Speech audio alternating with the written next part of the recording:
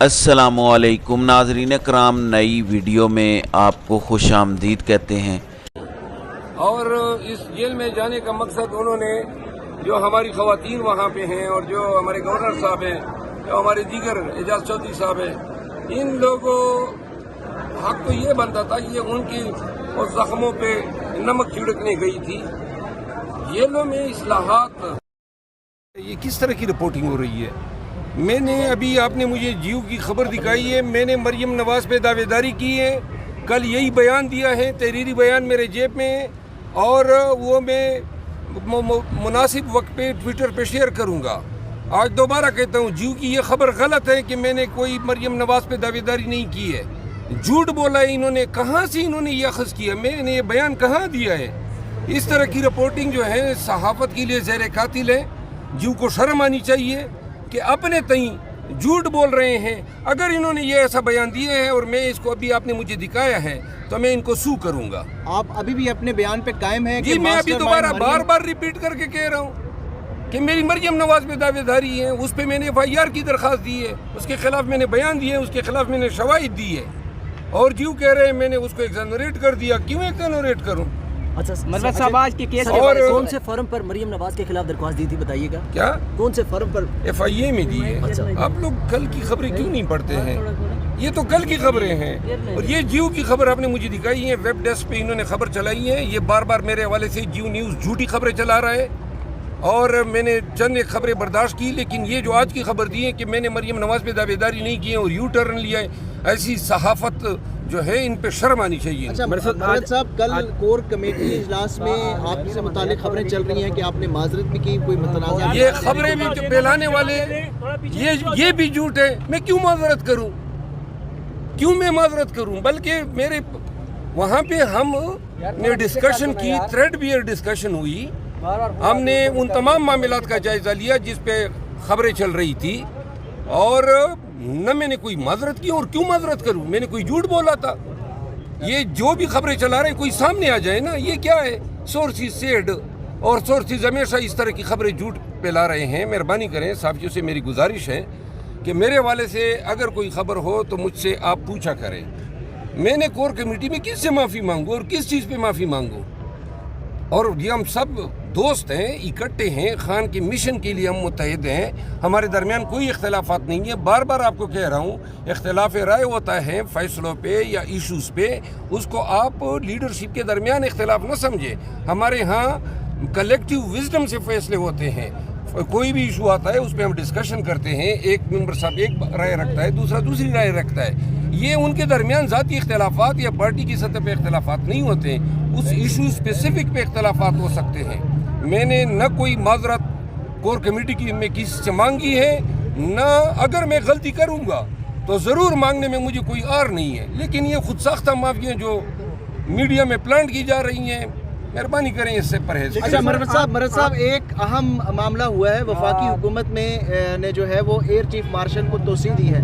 पाकिस्तान तहरीक इंसाफ ने इस मुतालिक कोई अपनी पॉलिसी स्टेटमेंट क्यों नहीं दी अभी? मेरा ख्याल है कि आने वाले 1-1.5 माह में पाकिस्तानी कौम देखेगी कि ये कंट्रैक्ट के मुलाजिमीन जो हैं उनकी तवसी के हवाले से कानून साजियाँ होंगी, बल्कि आइन साजी होगी। हमारे पास खबरें ये हैं कि PMLN और इनके जो दीगर साथी हैं ये मिल के कॉन्स्टिट्यूशनल अमेंडमेंट ला रहे हैं और हाई कोर्ट और सुप्रीम कोर्ट के जज साहिबान जो हैं उनकी उम्रों में 2 से 3 साल तक इजाफा करने वाले हैं। तो लिहाजा अगर ऐसा कोई लेजिस्लेशन आती है तो ये आप सबको इल्म होना चाहिए, पाकिस्तान में हर सरकारी मुलाजिम जो कंपटीशन से भर्ती हो के आते हैं, सारी ज़िंदगी उनकी सर्विस इनपुट इसी मुलाजिमत में होती है, वो 60 साल पे रिटायर होते हैं। पहली तफरीक आपने 63 साल हाई कोर्ट की जज की कर दी और सुप्रीम कोर्ट के लिए 65 साल कर दी है। अब आप उसको 68 साल पे ले जा रहे हैं और हाई कोर्ट के जज को आप 65 साल पे ले जा रहे हैं। ये जुल्म होगा इंसाफ के साथ। और ये जो अदलिया में प्रमोशन है, जो हाई कोर्ट में सीनियर बन जाते हैं या जो सुप्रीम कोर्ट चले जाते हैं, वो तमाम सिलसिला रुक जाएगा। और ये इन इस वक्त पे अगर कोई इस तरह लेजिस्लेशन लाई जाती है तो कौम जो है इसको शक की नज़र से देखेगी, कौम ये तसव्वुर करेगी کہ اس کے پیچھے سیاسی مقاصد کا پنہا ہے، اور دنیا بھر میں جج صاحبان کی عمریں ریڈیوس کرنے کی کوشش ہو رہی ہے تاکہ فریش مائنڈ آئے، وہ فیصلے کرنے کی صلاحیت زیادہ رکھتے ہیں۔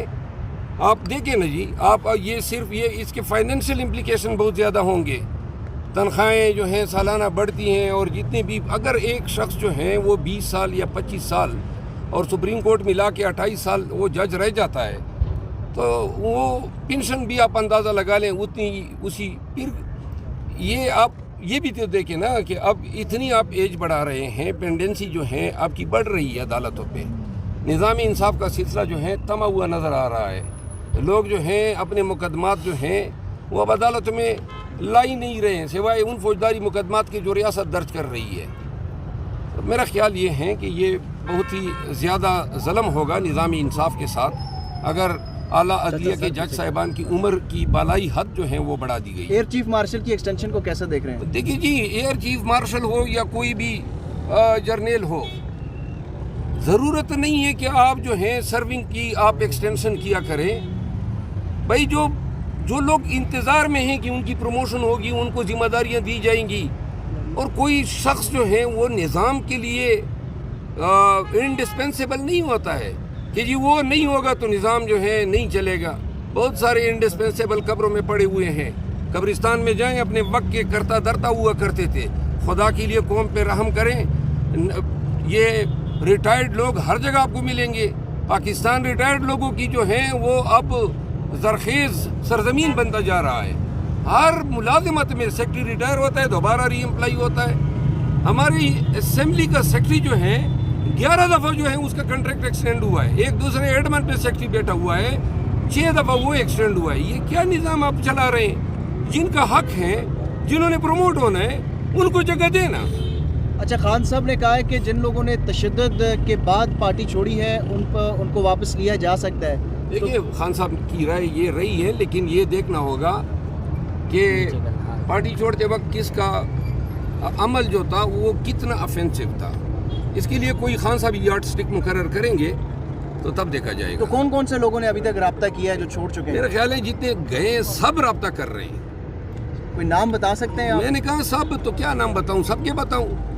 جو گئے ہیں سب کی خواہش ہے کہ واپس آ جائیں، دروازے بند ہیں۔ تو خان صاحب نے اعلان کیا تھا، کیا واقعتاً وہ پی ٹی آئی جوائن کریں گے دوبارہ سے، اور پی ٹی آئی انہیں قبول کرے گی؟ میرا خیال ہے پی ٹی آئی کے اندر ورکر کے جذبات یہ ہیں کہ بلا تفریق کسی کو نہ آنے دیں، لیکن خان صاحب اور ہم سمجھتے ہیں کہ جن لوگوں پہ ظلم و جبر ہوا ہے ان کے ٹویٹر اکاؤنٹ میں گھس کے ٹویٹس کرائی گئی، تو یہاں پہ یہ دیکھنا ہوگا کہ کون، اب مثال کے طور پہ وہ جو فیصل آباد سے تھا فاروق حبیب، اس کی پریس کانفرنس دیکھ کے پتہ لگتا ہے کہ جی یہ حضرت کو زیادہ ہی تپے ہوئے تھے، تو لہذا ایسے لوگوں کے لیے سوال ہی پیدا نہیں ہوتا ہے۔ فواد چودھری کی کوئی گنجائش ہے؟ میرا خیال ہے ان کے لیے بھی کوئی نہیں ہے سر، وہ تو ابھی تک جیلوں میں ہیں، اور جیلوں میں ہیں۔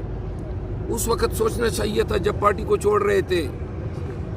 9 مئی کے بعد 25 مئی تک جن لوگوں نے پارٹی چھوڑی ہے یہ وہ لوگ ہیں جنہوں نے پارٹی کی تدفین کی بنیادی کار جو ہے وہ سر انجام دیا ہے۔